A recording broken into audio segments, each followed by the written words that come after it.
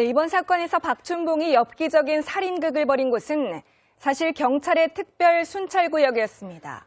이 근처에선 2년 전에도 또 다른 살인마 오원춘이 잔혹한 범죄를 저지르기도 했죠. 이 일대에서 왜 이런 끔찍한 일이 계속되는지 밀착 카메라의 강신우 기자가 현장을 집중 취재했습니다. 수원 팔달산 토막 살인 사건의 수사가 시작됐던 지점입니다. 보시면 출입금지 팻말이 여전히 붙어 있습니다. 경찰에 검거된 피의자는 이런 비닐봉지를 이용해 시신을 유기했습니다. 또 50대 피의자는 인근 마을에 살았다고 하는데요. 그곳이 어떤 곳인지 한번 가보겠습니다. 미궁으로 빠질 것만 같았던 사건. 하지만 시민의 결정적인 제보로 범인 박춘봉은 일주일 만에 검거됐습니다. 시신이 유기된 곳으로부터 1km 정도 떨어진 피의자가 살았던 동네입니다. 간판을 한번 보실까요? 상당수의 간판이 중국어로 되어 있습니다. 마치 차이나타운에 온 것 같습니다. 이곳에선 유달리 검은 봉지가 눈에 많이 띕니다. 전문가들은 박 씨가 사람들의 눈을 피하려 시신을 검은 봉지에 넣어버렸을 것이라고 분석합니다. 동네 사람들이 많이 쓰는 검은 봉지를 사용해 의심을 피하려고 했다는 겁니다.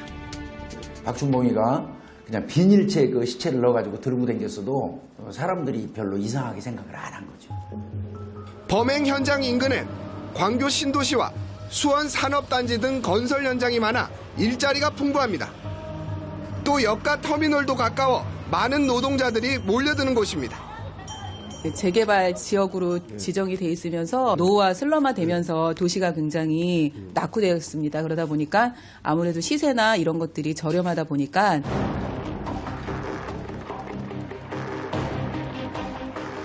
여기가 2년 8개월 전 오원춘 토막살인 사건이 난 그 집입니다. 지금은 곳곳에 추가 가로등이 설치돼 환경이 조금 나아지긴 했지만 이곳으로부터 1.5km 떨어진 곳에서 또다시 토막살인 사건이 나자 주민들은 불안하기만 합니다.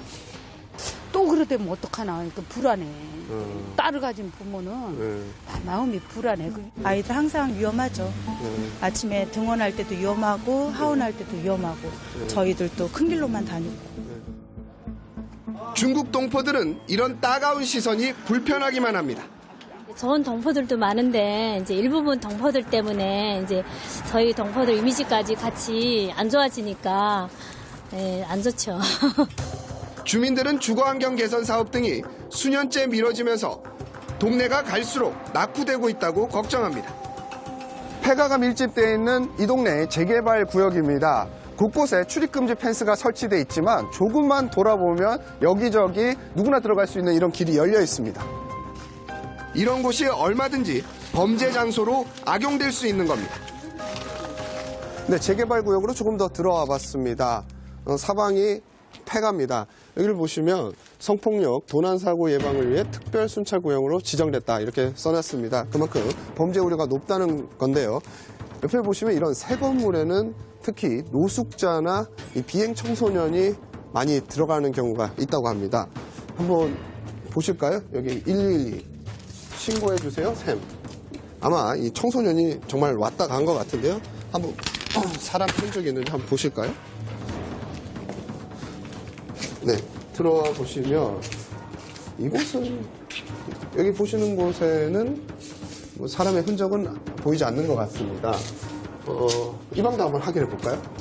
네, 여기를 보니까 이렇게 이불이 있습니다. 정말 누군가 여기서 다녀갔던 것 같은 느낌이 들고요. 이렇게 검은 비닐봉지도 이렇게 놓여 있습니다. 네, 김길태 사건도 그렇고 정성현 사건도 그렇고 다 이런 비슷한 데가 이제 사실은 그 사니까 지금 이 상태가 빨리 됐으면 몇 달 안에라도 후다닥 돼야 되는데 문제는 재개발이라는 게 쉬운 게 아니거든요. 전문가들은 동네의 흉물스러운 폐가를 없애는 등 주거 환경 정비가 시급하다고 말합니다. 심각해지고 있는 이 지역의 우범화를 막기 위해서 이렇게 지연되고 있는 재건축 사업의 조속한 마무리와 경찰의 방범 활동 강화가 필요해 보입니다. 밀착 카메라 강신우입니다. 다음 소식입니다.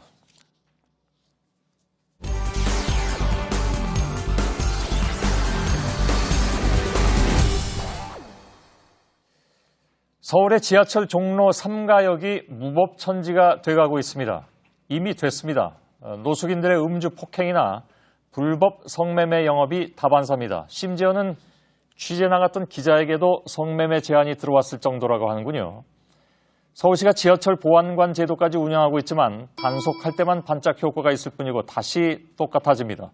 오늘 강신우 기자의 밀착 카메라는 무법지대가 되어버린 종로 3가 지하철역으로 나가봤습니다. 사람들로 늘 붐비는 종로 3가역입니다. 저쪽 대합실에 노인분들이 많이 모여 있는데요. 폭행 사건과 각종 불법 행위들이 이루어지고 있다고 합니다. 이 소형 카메라와 몰래 카메라를 가지고 가까이 가보겠습니다. 노인들을 상대로 라면과 커피, 심지어 술을 판매하는 사람도 있습니다. 원래 지하철역에서 모두 금지돼 있습니다. 술도 한 잔씩 풀어요. 잔주고. 근데 단독 객지 너무 나갔거든. 조심해 팔아라는 거지. 여기 계신 이 아주머니처럼 술과 커피를 파는 사람들이 곳곳에 있습니다. 이 때문에 역사가 이렇게 지저분해지기 일쑤입니다. 안 들어지고 100명 넘는 술 파는 사람. 술을 마신 노숙인들 사이에 소동은 수시로 벌어지고 있습니다.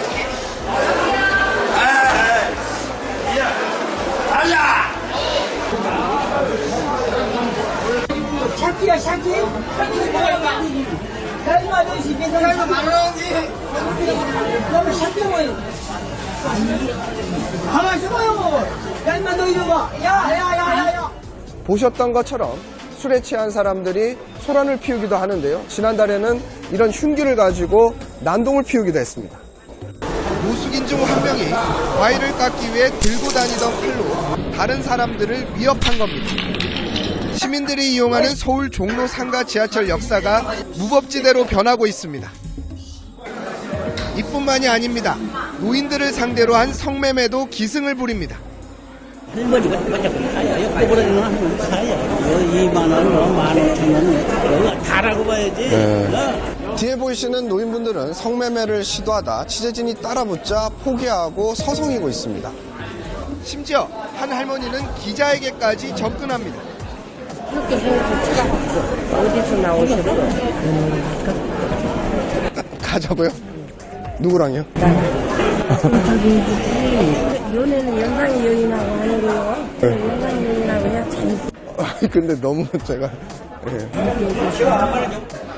이어 또 다른 할머니도 기자에게 말을 겁니다.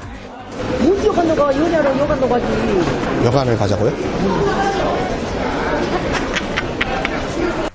요리 안 해? 예? 나이가 뭐 이거 더 잘해줘. 젊은 늙은 사람들이. 예. 성기능 촉진제도 팔고 있습니다. 합니까? 네, 한 칸. 3만 원. 3만 원 한 개는 3,000원이지. 한 알에 3,000원, 한 각은 3만 원. 한 각은 3만 원.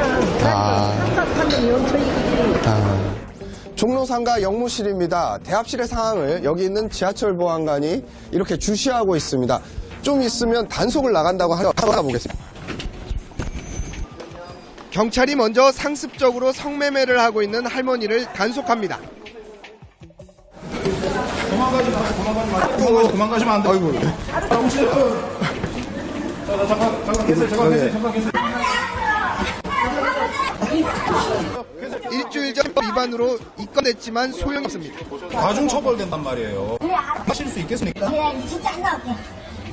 술을 마신 노숙인들도 경찰 단속에 자리를 옮기지만 이내 다시 돌아옵니다. 보안관들은 밑 빠진 독에 물 붓는 것 같은 단속이라며 볼멘 소리를 합니다. 처벌이 아무래도 손방망이 처벌로 끝나는 경우가 많으니까 한번 제가도 잠깐 조사받고 그 이후에 어떤 직접적인 불이익을 보는 경우가 드물다 보니까 다시 또 이렇게 재범이 발생하고. 지하철 보안관들이 단속을 하면 이렇게 정리가 되지만 며칠 후면 똑같은 풍경이 재현된다고 합니다. 지하철 불법 행위 근절을 위한 강력한 해법을 모색할 때입니다. 밀착 카메라 강신우입니다.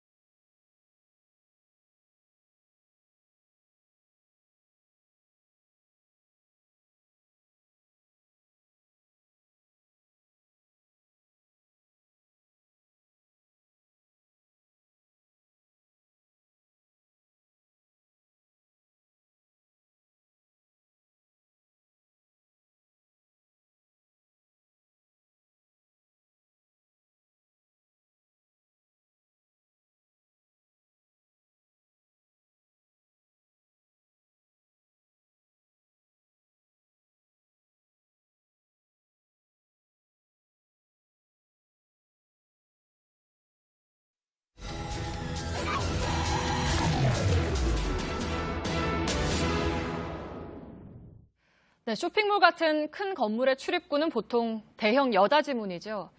앞사람이 뒤에 오는 사람을 위해 문을 잠깐 잡아주는 건 작지만 커다란 배려일 겁니다. 이 배려에 필요한 시간은 딱 2초입니다. 우리 실상은 어떤지 밀착카메라 고석생 기자가 살펴봤습니다. 서울 명동과 연결되는 회원 지하상가입니다. 외국인 관광객들도 많이 찾는 곳이어서 1년 내내 붐비는 곳입니다. 이 상가를 출입하기 위해서는 대형 여닫이를 통과해야 합니다. 앞사람이 문을 잡아주지 않으면 뒤에 오는 사람이 유리문에 뜰 수 있습니다. 여기 손가락 부상을 조심하라는 스티커도 붙어 실제로 행동으로 문이 또 이 속도 제어 장치 힌지가 낡을수록 이 문의 반동이 커지게 되면서 부상의 위험도 그만큼 높아지게 됩니다. 사람들이 가장 많이 드나드는 출입문에 카메라를 설치해 통행 모습을 지켜봤습니다. 뒤따라오는 이들을 위해서 문을 잡아주는 사람은 찾기 힘듭니다. 이렇다 보니 자칫 부상으로 이어질 수 있는 아찔한 모습도 심심찮게 목격됩니다. 앞사람이 문을 세게 닫고 나가면서 팔이나 어깨를 부딪히는 모습은 흔합니다. 문에 이마를 찍고 놀라기도 합니다. 서울의 한 백화점 출입문 앞으로 장소를 옮겨봤습니다. 이곳 역시 뒷사람을 위해서 문을 잡아주는 모습은 찾기 힘듭니다. 애기 데리고 가다 보면은 짐도 많고 하니까 빨리 가시다 보니까는 제대로 잘 안 잡아주셔서 그냥 좀 당황스러운 적은 몇 번 있었어요. 노인들이나 장애인들 그리고 어른 눈높이에서는 눈에 잘 띄지 않는 아이들은 더 위험합니다. 배려는 바라지도 않아요. 제가 문 열면 제발 이게 앞에서 치고 들어오지만 않았으면 좋겠어요. 한 번은 진짜 밟을 뻔했어요. 발을. 근데 오히려 되려 저한테 그리고 화를 내시고 가셨거든요. 많은 사람들이 오가는 서울시청 출입문. 문 앞에 작은 스티커가 붙어 있습니다. 이 스티커를 자세히 보니까요. 뒷사람의 모습을 볼 수 있게 거울이 함께 부착돼 있는데요. 뒷사람 배려에서 손잡이를 잠시 잡아달라는 의미를 담고 있는 겁니다. 실제로 이 스티커가 얼마나 효과가 있을지 잠시 지켜보겠습니다. 앞선 두 곳보다는 문을 잡아주는 사람이 확연히 늘었습니다. 그냥 지나는 것보다는 이제 이렇게 해주면은 이제 자각이 드니까. 지하철을 타고 내릴 때에도 잠깐의 배려가 필요합니다. 열차가 도착하면 안에 있던 승객들이 다 내린 뒤에 탑승을 해야 되는데요. 이를 지키지 않는 일부 승객들 때문에 서로 눈살이 찌푸려지는 경우가 종종 생깁니다. 열차를 직접 타고 다니면서 실태가 어떤지 알아보겠습니다. 열차가 승강장으로 들어오고 문이 열리기가 무섭게 사람들이 열차 안으로 들어갑니다. 내리는 승객들은 안중에도 없습니다. 아이를 앞세워 좁은 틈을 헤집고 들어가기도 합니다.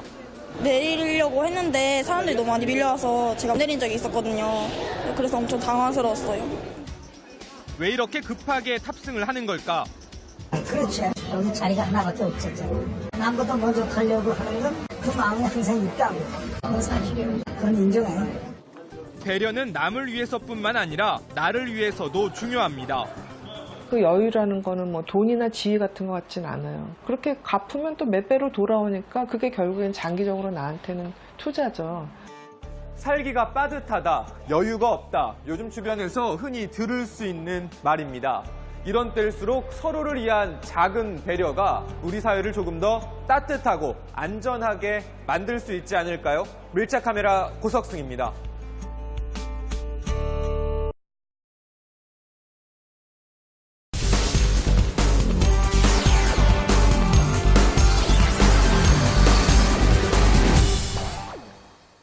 지하철의 에스컬레이터, 그림의 떡일 경우가 있습니다. 그냥 그림의 떡이면 괜찮은데 굉장히 불편할 수밖에 없습니다. 왜 이렇게 고장이 나는가 했더니 한쪽 줄 서서 타는 것 때문에 그렇다고 해서 최근에는 두 줄 서서 타기 캠페인도 벌어지고 있다고 하는데요.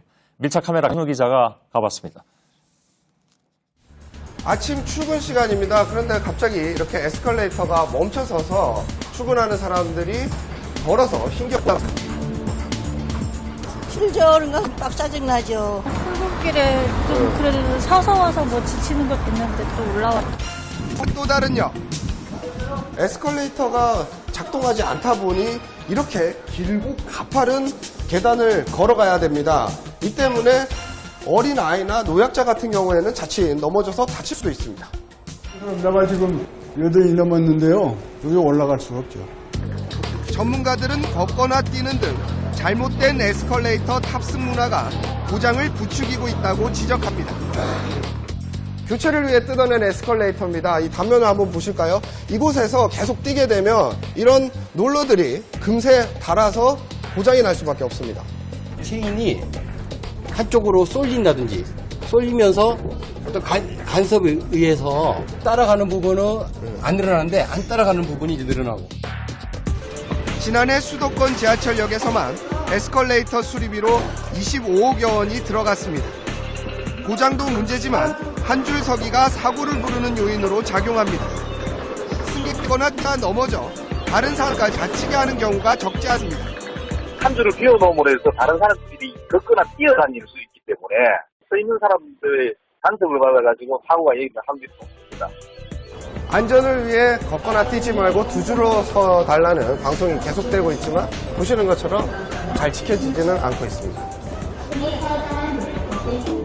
지난해 에스컬레이터 파괴건으로 최근 3년간 2천여 건에 달합니다. 서울의 또 다른 지하철역입니다.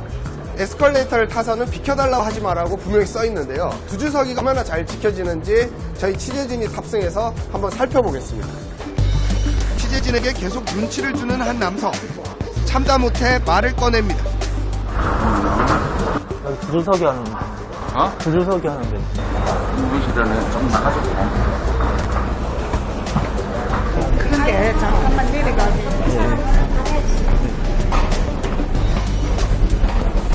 다른 승객이 안절부절 못하는가 하면 노력이도 바쁘세요? 네, 저 바빠요. 아, 근데 여기 비키지 말라고 이렇게 돼 있어서 먼저 가셔. 두 줄 서기 한대요.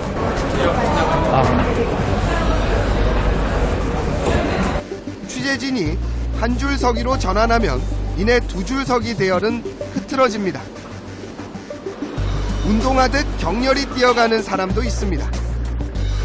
아이고, 저기 잠깐만요. 많이 바쁘신가 봐요. 이게 너무 많이 뛰어다니면 안 되는데 두 줄 서기를 안 하시네요. 네? 두 줄 서기? 네, 두 줄 서기 모르세요?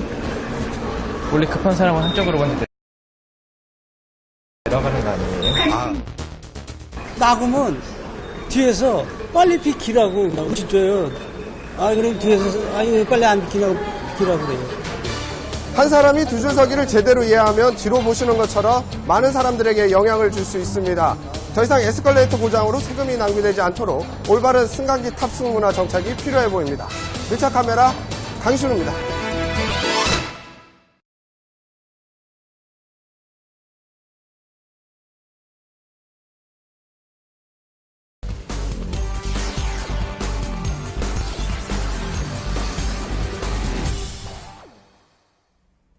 심야버스, 일명 올빼미 버스라고 들어보셨나요? 자가용이나 택시 외에는 교통수단이 없는 심야 시간에 운행하는 버스인데 버스마다 만차라고 합니다. 그만큼 잠 못 드는 서민들이 많다는 얘기겠죠. 밀착 카메라 박소연 기자가 올빼미 버스에 동승해봤습니다. 자정을 넘긴 시각, 서울 강서구의 공영 차고지입니다. 정막을 깨는 시동 소리. 버스 한 대가 운행을 준비합니다. 심야버스 일명 올빼미 버스입니다. 제가 탄 N26 버스는요. 개화역에서 신내역까지 가는 코스입니다. 늦은 시각 버스는 어떤 모습일까요? 심야버스에 올라 한번 동행해 보겠습니다. 서울 공항동 송정역 정거장에 이르자 승객 10여 명이 버스에 줄줄이 오릅니다. 통로에 빼곡히 들어선 승객들. 엉거주춤 손잡이를 잡아봅니다. 이 버스는 동대문을 향해 달리고 있습니다. 보시는 것처럼 승객 수는 전혀 줄어들지 않고요. 만원인 상태로 지금 1시간여 넘게 버스가 운행 중에 있습니다. 이번엔 양천구에서 노원구까지 왕복 90km를 운행하는 N61 버스에 올랐습니다. 일반 버스보다 운행거리가 2배 이상 길어 정거장 수가 170여 개나 됩니다. 지금 시각은 새벽 3시 39분입니다. 앉을 자리는 물론 서 있을 자리도 없을 정도로 버스가 승객들로 가득 찼습니다. 여유로운 편이죠. 이 정도면. 손님이 말 진짜 감당못해요. 청량리 환승센터입니다. 때마침 심야버스가 들어왔는데요. 심야버스 배차 시간은 약 40분 정도로 일반 버스보다 4배가량 깁니다. 20분간 기다렸단 말입니다. 심야버스가 활성화돼야만 우리 서민들은 더 좋다 이거죠. 해녀 버스를 놓칠세라 헐레벌떡 뛰기도 합니다. 못 타셔! 얼마나 기다리셨어? 자정부터 새벽 6시까지 서울 도심을 달리는 올빼미 버스는 노선 8개가 운영 중인데 2년 만에 누적 승객 600만 명을 넘어섰습니다. 하루 평균 이용객이 7,200여 명입니다. M버스를 타보지 않는 사람은 이 서울 시내 야간 상황을 얘기할 가치가 없어요. 휴대전화 화면을 보며 고객을 찾는 대리운전기사. 면목동 쪽으로 이동하면서 여기 오더가 뜨면 오더 잡아서 일을 하는 거예요. 대리운전 오더. 빌딩 청소에 나선 60대 남성. 가서 대청소를 하는 거예요. 48년생인데 그래도 영화에 그렇게 가가지고는 한 130만 원. 늦은 시각 퇴근하는 셀러리맨. 버스가 있어서 다행인 거죠. 늦은 시간에 다니니까. 잠에 취한 승객도 있습니다. 어디까지 가세요? 종점 거의 다 왔는데. 이렇게 늦게 들어가세요. 오늘 무슨 일 있으셨어요? 몇 시에 끝나셨어요, 여기? 술 취한 승객 때문에 애를 먹는 일도 종종 벌어집니다.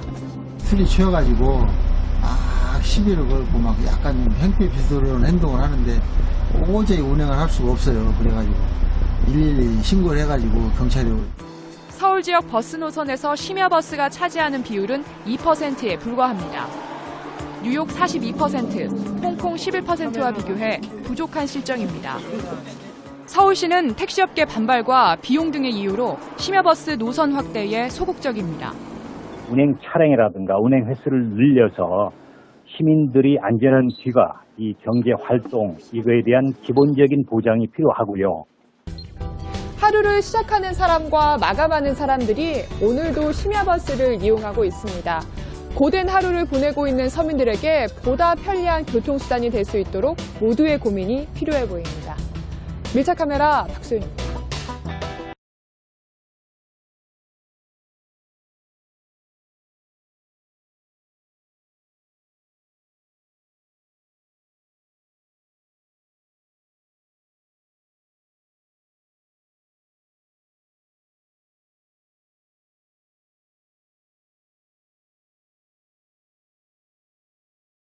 It's too tight for me. Okay.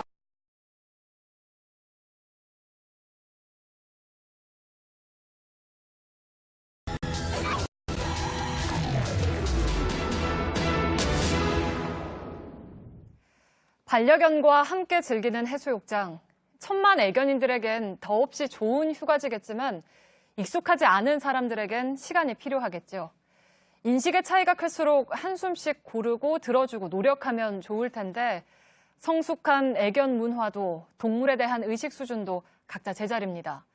결국 반려견들에게 1년에 45일 100m 남짓의 해변을 허락해주는 것도 쉽지 않은 현실입니다.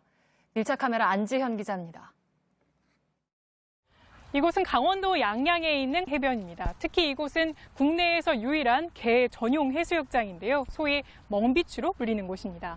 이 해수욕장 입구 한쪽에 보시는 것처럼 이 개 전용 놀이터도 마련되어 있습니다. 또 그 맞은편에서는 이 개를 씻길 수 있는 이 샤워장도 마련되어 있는데요. 이 해수욕장 안쪽으로 들어가서 좀 더 본격적으로 살펴보겠습니다.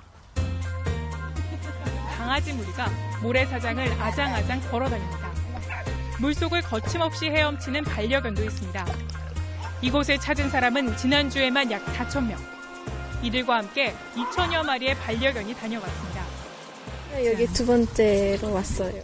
이제 해수욕장이 다 폐장되면은 이제 빈 해변에서 강아지랑 같이 놀았던 기억이 있어요. 신경 안 쓸 수 있어가지고 너무 좋고요.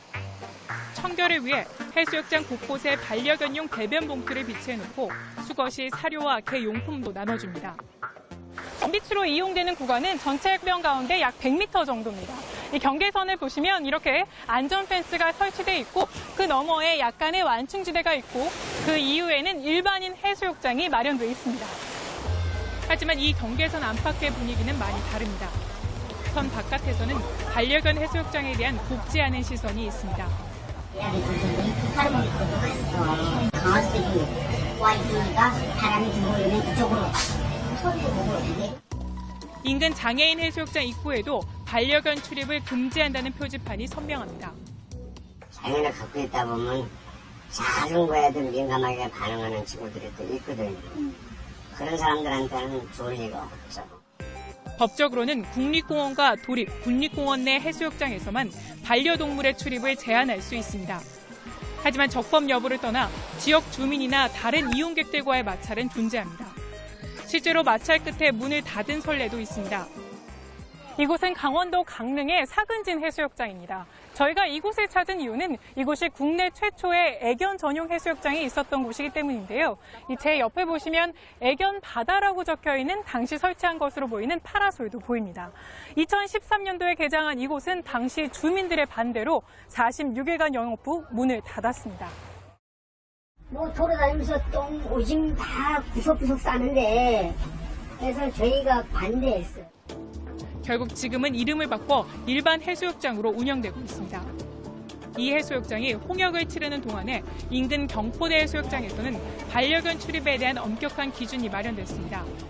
경포 해수욕장은 금지되어 있습니다. 근처에 애견 해수욕장이 생기면서 그쪽에서 피해를 봤다고 얘기를 하는 바람에 이 같은 논란은 SNS 상에서도 이어졌습니다. 반려견과 계곡에서 물놀이하는 애견인 사진 한 장 때문에 소동이 벌어진 겁니다. 민폐라는 비판과 애견인도 권리가 있다는 반박이 쏟아졌습니다. 다만 반려견 휴가시설을 유치하고 싶어하는 주민들도 있습니다. 우리는 살이 많이 와여먹고 살잖아요. 유치를 하면은 소득적으로는 낫죠. 지역 주민들과 공존하려는 업체의 노력도 중요합니다. 이 이익금을 지역에 환원할 수 있는 부분, 주민들한테 긍정적인 쪽으로 효과를 낼 수 있도록 홍보는 하고 있습니다. 지금 제가 서 있는 펜션 내 계곡에서 반려견이 수영을 하고 있습니다. 여러분은 이런 모습 유쾌하신가요? 아니면 불쾌하신가요? 휴가철을 맞아 전국의 휴가지에서는 이 반려견의 바캉스를 놓고 이 두 가지 상반된 시설이 충돌되고 있습니다. 이 주민들의 생활권과 애견인들의 이 휴가권을 놓고 이제는 접점을 찾을 때입니다. 밀착 카메라 안지연입니다.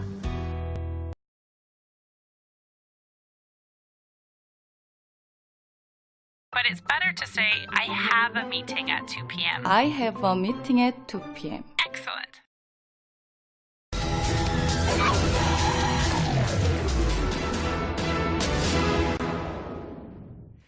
여름 휴가 계획하고 있는 분들 2명 가운데 1명은 해외여행을 생각한다는 조사 결과가 나왔습니다. 국내 여행이 자꾸 외면받는 데는 이유가 있겠죠. 다들 이렇게 한다는 말로 피서지 불법 영업이 수십 년째 계속되는데도 당국 역시 수십 년째 나몰라라 하고 있습니다. 비싼 돈 내고 휴가 기분도 망치는 건 또 서민들 몫입니다. 박소영 기자입니다. 경기도 가평의 연인산 구립공원 안에 있는 용추계곡입니다. 시원한 계곡에서 피서객들이 물놀이를 하며 무더위를 쫓고 있습니다. 그런데 계곡을 따라 인공으로 설치한 축대 위에 평상이 빼곡히 들어서 있습니다. 좀 더 가까이 들어가서 상황을 파악해 보겠습니다. 한 음식점에 들어가 평상 대여 가격을 물었습니다. 한채석 이런 거는 25만 원 그래요. 이런 거만 해도 10만 원씩. 음식은 뭐 그렇다는 것이 6만 원씩. 다른 가게도 식사 비용 외에 자리값을 요구합니다.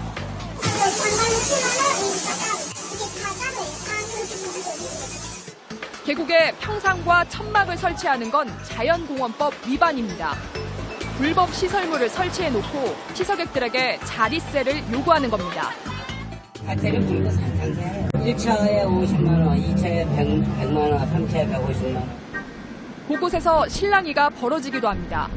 대한민국 사람이 어디 가서 놀고 나 혹시 아니잖아. 우리 자유라니까 나는 얘기 그런 거지. 침상 이용하는 거야. 돈 주고 9만 원 계곡 이용하면 자기네들이 세금을 얼마 낼 거야. 물놀이 위험지역으로 분류된 이곳에서 다이빙도 수영도 모두 할 수 없습니다. 하지만 설치된 방가로 아래에서 짐을 푼 피서객들은 이 안쪽 계곡에서 물놀이를 즐기고 있습니다. 매년 100만 명이 다녀가는 경기도 포천 대궁계곡입니다. 계곡을 따라 이미 수백 개의 평상이 들어섰는데 하류 쪽에 추가로 평상을 설치하고 있습니다. 아래를 보시면 동면엔 노건이 풀어지고 지주대 역할을 하는 새 파이프도 힘없이 무너져 내렸습니다. 얼마나 허술하게 천막을 설치했는지 보여줍니다. 이 계곡에서도 역시 자릿세를 요구합니다. 항상 조그마한 하나에는 15만 원 이상 가지고 자릿세를 안 받고요. 아니면 음식을 해놔도 빌릴 때는 10만 원씩 받아요. 관리 명목으로 자릿세를 요구하지만 곳곳에 쓰레기가 방치돼 있고 주차 관리도 엉망입니다. 랜상에다가 7만 원 받으니까 좀 비싼 것 같아요. 화장실도 제대로 안 되고. 진짜요. 화장실 가면 숨 막혀. 불법이 난무하지만 지방자치단체의 단속은 느슨합니다. 지난해 경기도가 자연공원법 위반 혐의로 상인들을 조사기관에 단 한 명도 야상, 한 번이 기한 내에 서류를 제출하지 않았기 때문입니다. 포천시 대궁계곡을 점유한 시설물에 대해 최근 10년 동안 단속을 벌이지 않았습니다. 이게 부스스로 음상이고 영업하는데도 되니까. 이와 달리 자릿세로 가던 부산 국립공원의 송추계곡은 3년 전부터 달라졌습니다.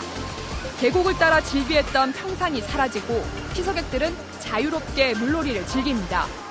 공기 좋죠, 물 좋죠, 환경 다 좋죠. 기분이 아주 그냥 공원 입구로 자리를 옮겼습니다. 처음에는 많이 불만이 많았었지요. 앞으로 우리가 어떻게 먹고 사냐, 뭐 하냐. 그런데 실질적으로 이렇게 해놓고 보니까 많이 와서 그 반응들이 좋으니까 지금들 많이 흡족해하고 있습니다. 흑인 이런 사찰대에서 진제를 살려달라며 여름 휴가는 국내로 소비에 붙여야 할 겁니다. 밀착 카메라 박소연입니다.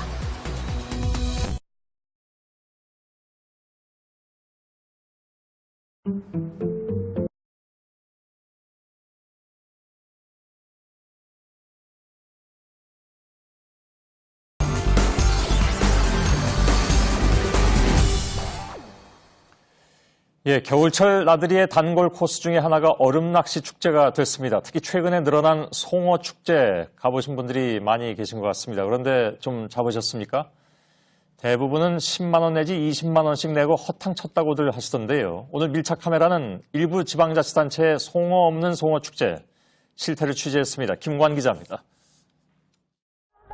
여기는 강원도 평창입니다. 오늘 주말을 맞아 상당히 추운 날씨에도 불구하고 많은 인파가 이곳저곳 북적이고 있는 모습이 지금 뒤로 보이실 텐데요. 바로 평창 송어 축제 현장입니다. 그런데 제가 이곳에 시민분들 만나보니까 송어는 없고 되레 상술이 많다는 얘기가 많이 들리고 있습니다. 실제로는 어떨까요? 확인해 보겠습니다. 매표소부터 길게 늘어선 줄. 기본 입장료가 1인당 10,000원을 훌쩍 넘습니다.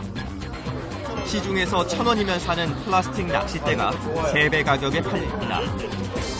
이때 출입구에선 입장권 부착 문제로 한바탕 호란이 일어납니다. 여기 보니까 물량 그런 거 없잖아요. 나오시라고요, 손님.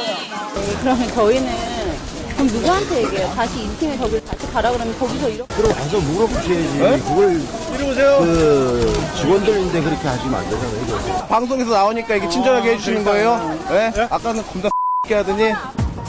낚시터로 들어가 봤습니다. 때마침 송어 방류 시간.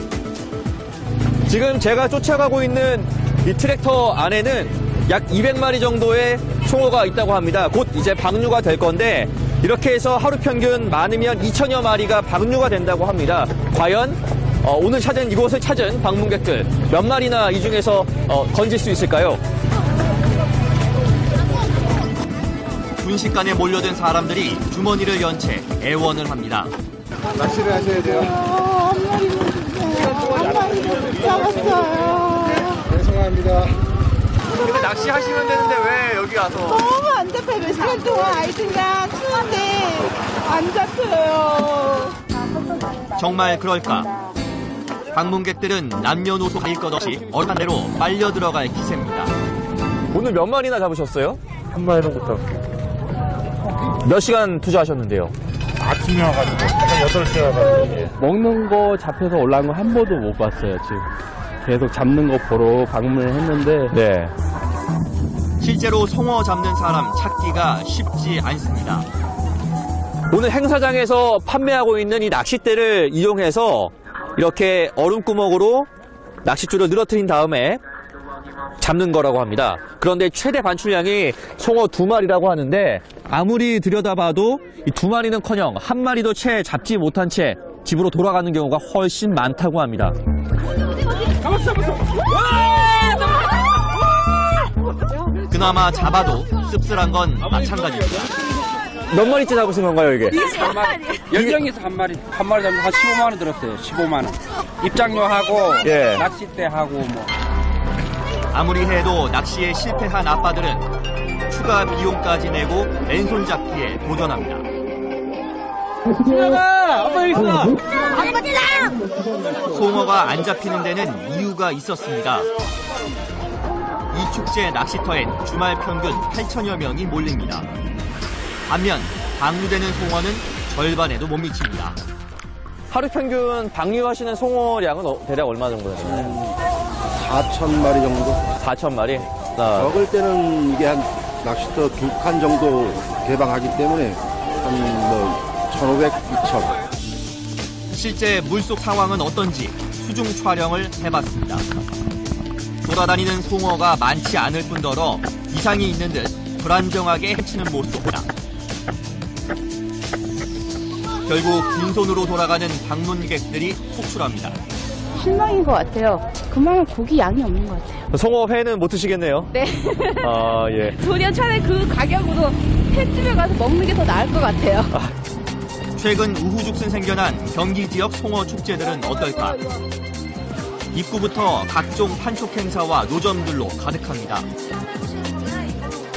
축제장 곳곳엔 쓰레기가 방치돼 있고 회를 먹는 식당의 위생 상태도 썩 좋아 보이진 않습니다. 역시 불만이 터져나옵니다. 잘 잡으시는 분은 잘 잡는데 못 잡으시는 분은 못 잡아요. 요령이거든요. 요령도 필요하죠. 내 말은 여기 있는 이만한 사람이 그래도 어쩌다 한 마리씩은 잡는다 소리가 나와야 된다 이거죠. 수중 카메라엔 송어가 거의 포착되지 않고 물은 한눈에 봐도 깨끗해 보이진 않습니다. 게다가 빙판 바이크 등 부대 시설에선 헬멧 착용 등 기본적인 안전 수칙도 지키지 않고 있습니다. 현재 전국에서 진행 중인 송어 낚시 축제는 20여 개. 주말마다 수만 명이 찾아가고 있습니다. 주말 내내 곳곳에서 펼쳐진 얼음 낚시 축제 현장 어떠셨습니까? 이 축제는 모두가 즐기기 위한 것인데 이 정작 즐거움보다는 불쾌감만 안고 집으로 돌아간 사람들이 많은 것 같습니다. 언제까지 온 가족이 이런 축제에 낚여야만 하는 걸까요? 밀착 카메라 김관입니다.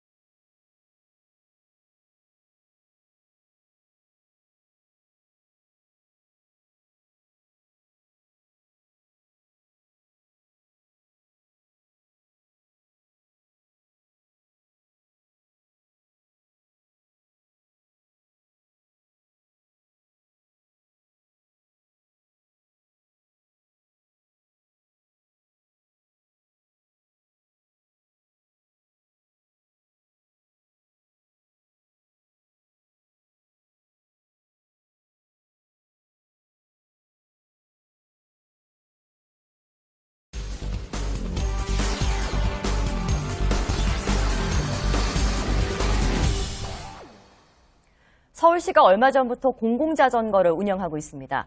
이용료를 내고 빌려 타는 방식인데 편리하긴 하지만 좀 위험합니다. 밀착 카메라 안지원 기자가 직접 타본 소감을 전해왔는데 실제 사고로 이어질 뻔했다고 합니다. 직접 확인해 보시죠. 제 옆에 이 자전거는 서울시 공공자전거인 일명 따릉입니다.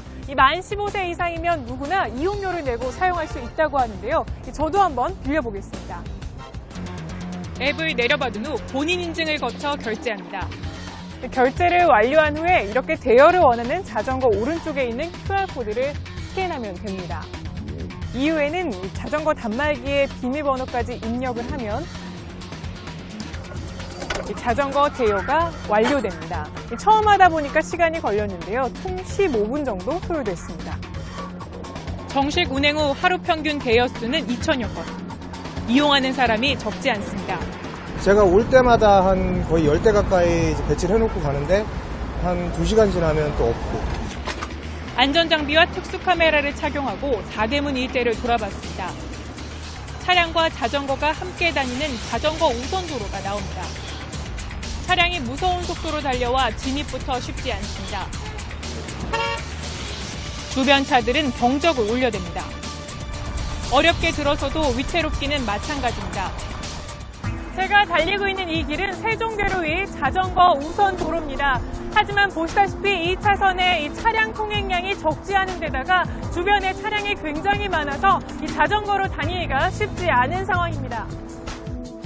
이 같은 상황은 또 다른 우선 도로도 비슷합니다. 저기로 다니면 치여 죽을 것 같은데 빨리 달리면 좀 무섭긴 하죠. 조금 더 가봤습니다.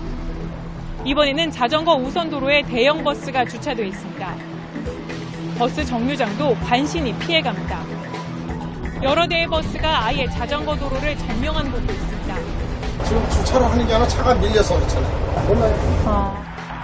차량이 너도나도 자전거 우선 도로로 끼어들기도 합니다. 오토바이는 자전거 바로 옆이나 뒤에 붙습니다. 장애물은 이후에도 계속됩니다. 이번엔 자전거 전용 차로입니다. 이렇게 차도 안에 자전거 길을 만들어 놓은 형태인데요. 그런데 군데군데 이렇게 도로가 움푹 패인 곳이 있는 데다가 이 앞쪽을 보시면 경사로까지 설치되어 있습니다. 이런 상황 때문에 아예 인도로 달리는 자전거가 많습니다. 인도에 설치된 자전거 보행자 겸용도로도 문제가 없는 건 아닙니다.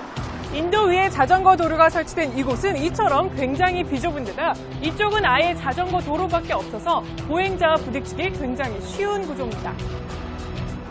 좁은 곳의 인도폭은 30cm밖에 안 됩니다. 자전거 운전자는 사람을 피해 아슬아슬하게 고개 운전을 합니다. 아침에 출근 시간 같은 경우는 제가 사람 많이 비켜서 묘기 운행 이런 거 하거든요. 그래서.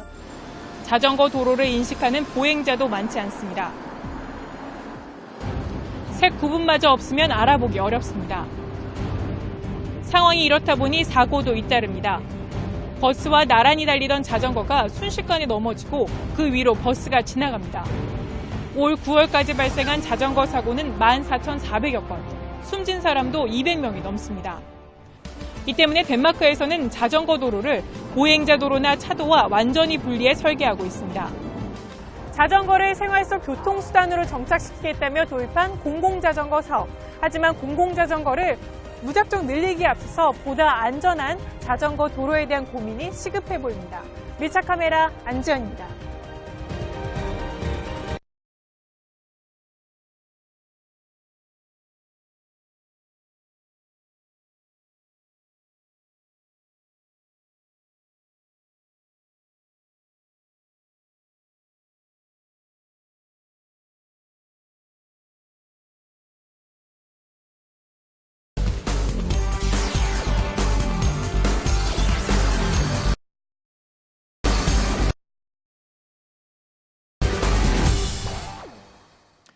자전거 인구가 1,000만 명을 넘어섰다고 하죠. 자전거로 출퇴근하는 사람들도 많습니다. 근데 각종 사고도 증가를 하고 있어서 주의가 필요합니다. 그런데 서울의 한 다리에서는 자전거 사고가 계속해서 일어나고 있다고 하는데 어떤 사연이 있는지 강신우 기자가 밀착 카메라를 가지고 현장으로 나갔습니다. 산책로를 따라 애완견을 데리고 걷고 조깅을 하는 사람들. 그 옆으로는 자전거가 달립니다. 그런데 특정 구간에 이르면 이를 보는 시민들의 시선이 곱지 않습니다. 저희 아버지가 가다가 떨어지는 사람 몇 번 봤다고. 자전거를 잘 타는 사람들은 잘 가겠지만 아이들이나 여자들을 잘 못하는 사람들은 정말 옆에 오는 사람이랑 부딪힐 것 같고 그래서 위험할 것 같아요, 거기가. 시민들이 문제가 있다고 말하는 바로 그 다리 위입니다. 현재로서는 아무런 이상이 없어 보이는데 밤이 되면 아주 위험한 다리가 된다고 합니다. 왜 그런지 지금부터 지켜보겠습니다. 시원한 저녁이 되면 더 많은 사람들이 이곳으로 나옵니다. 해가 저물었지만 자전거는 계속 달리고 있습니다. 그나마 저희 카메라의 조명으로 자전거들이 보이는데 조명을 한번 꺼보겠습니다. 정말 한 치 앞도 보이지 않습니다. 가로등이 없기 때문입니다. 빨리 걸어가 버려요. 여기는. 네, 여기가 싫어가지고. 자전거 도로에 보행자들 좀 다니기도 하고요. 좀 자전거랑 사람하고 좀 섞여서 다니는 경우도 좀 있고. 자전거를 직접 타는 사람 입장에서 알아보기 위해서 이렇게 관찰 카메라를 설치해서 한번 살펴보겠습니다. 자전거가 다리 부근으로 다가서니 갑자기 어두워집니다. 이후로는 줄곧 어둠입니다. 보행자와 부딪힐 위험도 있습니다. 이렇게 어둡고 위험한데도 추락주의 간판은 야광으로 돼 있는 것 같지만 저희 카메라 조명을 한번 더 꺼볼까요? 아예 보이지가 않고요. 이 야광 볼라드가 제 역할을 지금 못하고 있어서 어디가 자전거 도로고 보행로인지 구분하기가 쉽지가 않습니다. 이렇다 보니 크고 작은 사고가 이어지고 있고 해당 시설에 대한 시정 요청이 인터넷으로 계속 올라옵니다. 지난주에도 아찔한 사고가 발생했습니다. 그 기둥이 있죠, 가운데. 거기에 부딪혀서 한 사람이 넘어졌었고 뒤에 쫓아오던 사람이 한 사람이 섰는데 그 뒤에 쫓아오던 아주머니는 한천 강으로 빠졌어요. 보도록 할게요. 사고자는 얼굴과 팔 등에 찰가상을 입고 이가 부러졌습니다. 친구가 왜 기둥 있는 거 몰랐냐고 그런 식으로 말을 했는데 기둥이 있다는 걸 항상 기억해 놓진 않잖아요. 자주 다니던 길이에요. 그러니까 여기쯤까지 서 있으니까 아주머니가 저희를 갑자기 보시고 하시면서 떨어지신 거죠. 지난주 사고 당일 여성이 추락한 다리 밑입니다. 제가 더 나아가고 싶지만 물살이 거세서 더 나아갈 수는 없는데 여기만 해도 수심이 90cm가 되고 이렇게나 바위들이 군데군데 있어서 위험합니다. 사고가 반복될 수밖에 없는 구조입니다. 문제가 되고 있는 다리는 이 안내도를 보면 세월교입니다. 송파구청에서 설치를 했는데요. 문제가 있으면 이쪽으로 연락을 달라고 하는데요. 담당 구청 직원에게 전화를 걸어서 이렇게 사고가 잦은 것에 대해서 뭐라고 말하는지 들어보겠습니다. 세월교는 강남구청에서 관리합니다. 강남구청으로도 전화를 해봤습니다. 그거는 제가 우리 그 조명 담당한테 확인을 해보겠습니다. 야간에 또 이용하시는 분들이 많으신가 보네요. 수많은 민원에도 문제를 인지조차 못했던 강남구청은 JTBC 취재가 시작되자 대책 마련을 약속했습니다. 이 평화로운 다리는 어둠이 내리면 또다시 위험한 다리로 변합니다. 보안 등과 안전 펜스 설치 등 지자체의 발빠른 대처가 필요해 보입니다. 밀착 카메라 강신우입니다.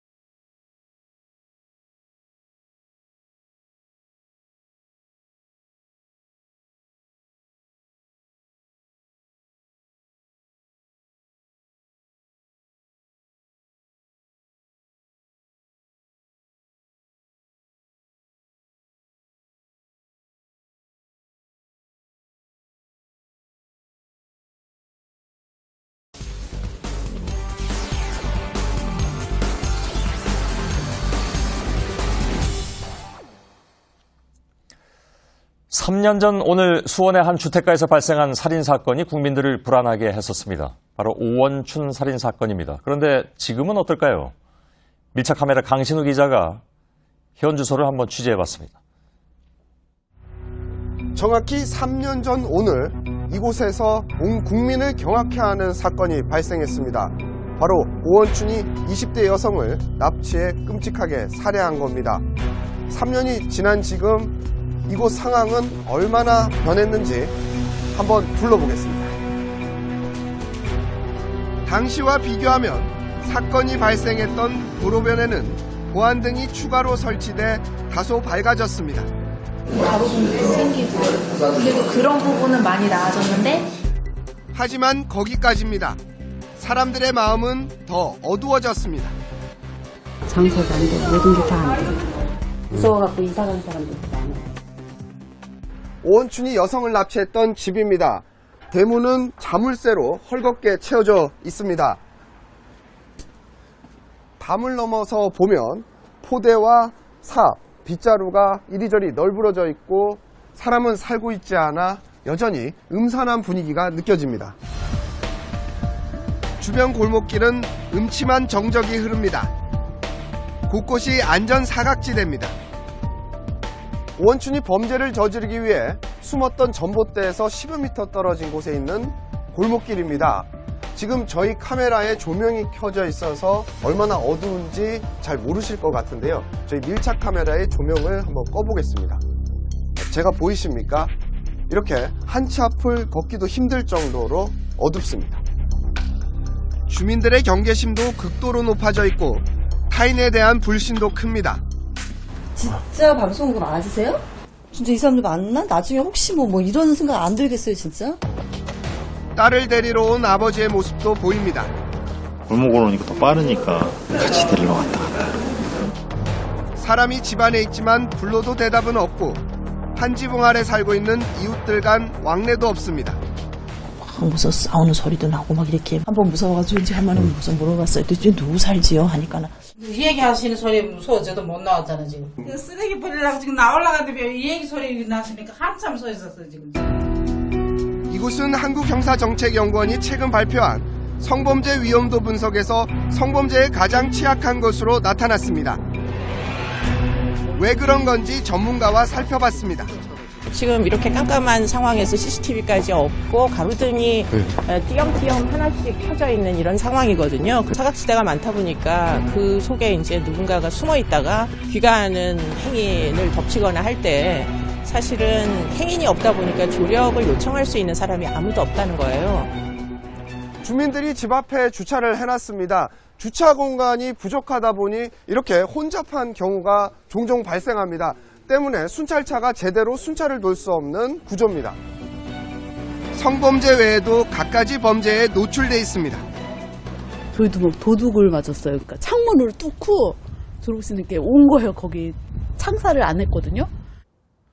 이곳의 집들을 보면 이렇게 담장이 낮은 데다 이 배관이 곳곳에 설치가 돼 있어 이 배관을 타고 집으로 쉽게 침입할 수 있는 구조가 많이 보입니다. 해당 구청은 예상과 지역적 한계를 언급하며 극복하기가 힘들다고 말합니다. 지금 가동 보안동 예산이 이제 한정돼 있는데요. 저희가 이제 계속적으로 이제 노력을 해서 주택이 노후화돼 있고 외국인들 많이 사는 데가 현재 문제가 되는 거예요. 하지만 조그만 노력이 범죄율을 낮추기도 합니다. 서울 마포구 안전마을은 밝은 색깔로 벽화를 그려놓고 비상벨과 CCTV를 곳곳에 설치해놨습니다. 지금 시각은 1시 가까이 됐습니다. 이곳에는 LED 조명과 이렇게 반사경이 설치되어 있습니다. 어느 정도 밝은지 이번에도 밀착 카메라에 조명을 꺼보겠습니다. 조명이 꺼졌는데도 보시는 것처럼 제 모습이 환히 보입니다. 이런 노력으로 이곳은 절도 발생률이 지난해에 비해 7.5% 줄어드는 등 해마다 각종 범죄가 줄어들고 있습니다. 벽에 도색도 밝게 색칠하고 카메라도 곳곳에 많이 설치해가지고 예전보다는 확실히 밤길 다니는데 안전함을 느끼는 것 같아요. 오원춘 사건이 발생한 지 3년이 지났지만 이곳은 여전히 성범죄 위험도가 높은 곳으로 분류돼 있습니다. 지역적 특성만 탓하다가는 제3의 오원춘 사건이 발생할 수도 있습니다. 밀착 카메라 강신우입니다.